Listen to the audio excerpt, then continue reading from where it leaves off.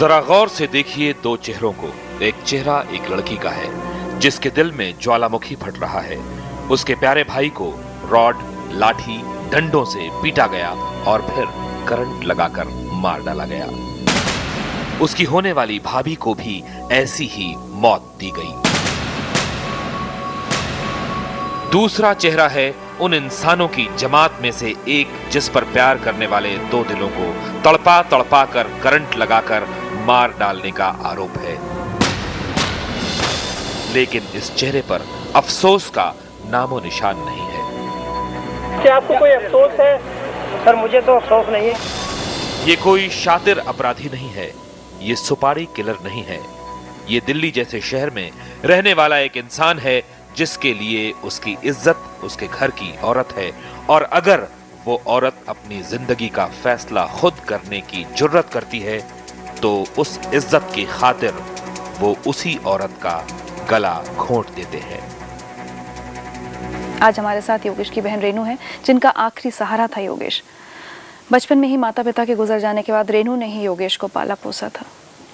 रेनू, आशा और योगेश के बारे में आपको कब पता चला कि दोनों एक दूसरे से प्यार करते हैं? जी, हमें 10-12 दिन पहले मालूम पड़ा था कि एक दूसरे से प्यार करते हैं। आशा की सगाई कर दी थी कहीं और, तो उसके माँ बाप आए, धमकी देने लगे कि तुम अपने लड़के को समझा लो, नहीं तो हम इसको जान से मार देंगे या मरवा देंगे। तो हमने तो अपने भाई को रोक लिया, लेकिन उनकी लड़की नहीं मानी बिल्कुल भी। कहने लगी कि मैं इसी से शादी करूँगी। अब इतवार की रात को मतलब बुलाने के लिए आए बहाने से। अब इतना जान करानी, उसको लेके चले गए। उसके बाद सुबह खबर मिली है कि उसको मार दिया। कौन लेकर गया उसको? उसकी माँ आई थी बुलाने के लिए। आशा की माँ आई थी? आशा की माँ आई थी योगेश को लेने। और उनके परिवार को क्या आपत्ति थी, आशा के परिवार को, इस रिश्ते से? वही जात की वजह से कहते थे कि जात अलग अलग है, हम नहीं कर सकते, बस यही प्रॉब्लम थी। तो क्या पता चला आपको, कैसे मारा गया उनको?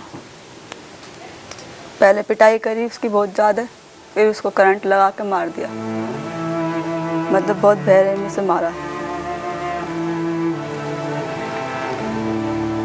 इकलौता भाई था? एक लौता भाई था, बस एक ही सहारा था, और तो कोई है नहीं हमारा। बस हम दोनों बहन भाई थे और कोई नहीं है। गुस्सा आता है इस जाति के फर्क पर और ये सब जो समाज में बातें होती हैं सबकी? गुस्सा तो आएगा ही, जब इस तरीके से बेरहमी से हर कोई मारने लग जाएगा तो फिर कोई भी दुनिया में कुछ भी नहीं कर सकता। क्या चाहती हैं आप?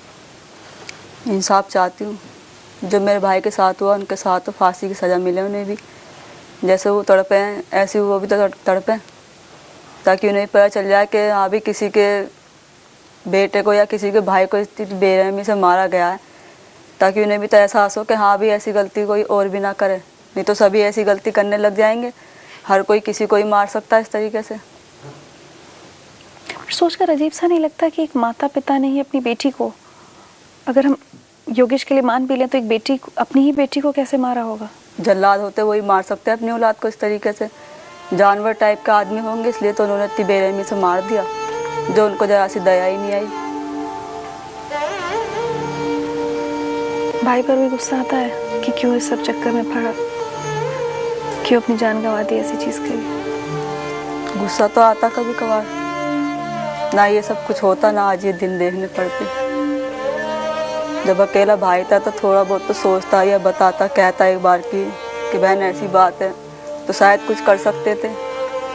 अब इतना कुछ करने का मौका ही नहीं मिला, सब कुछ तो ख़त्म हो गया। रोने के सिवा बचा ही क्या है?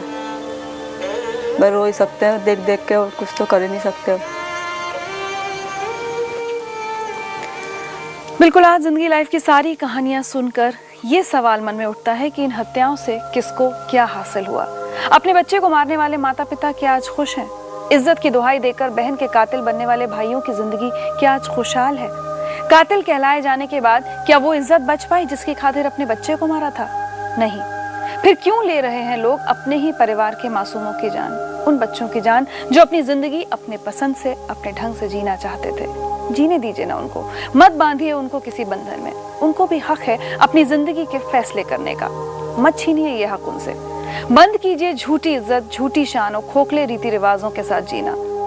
फैसला अब इस देश की युवा पीढ़ी को करना होगा कि वो कैसा भविष्य चाहते हैं। आज हमारी अपील है आप सबसे कि ये फैसला करें कि अब मूक दर्शक बनकर झूठी इज्जत का ये तमाशा नहीं देखेंगे। मिलकर लड़ेंगे इस अपराध से, बदलेंगे अपनी और अपनों की सोच को, जुटाएंगे हिम्मत समाज के खिलाफ बोलने की और बढ़ाएंगे कदम एक बेहतर और खुशहाल जिंदगी की ओर।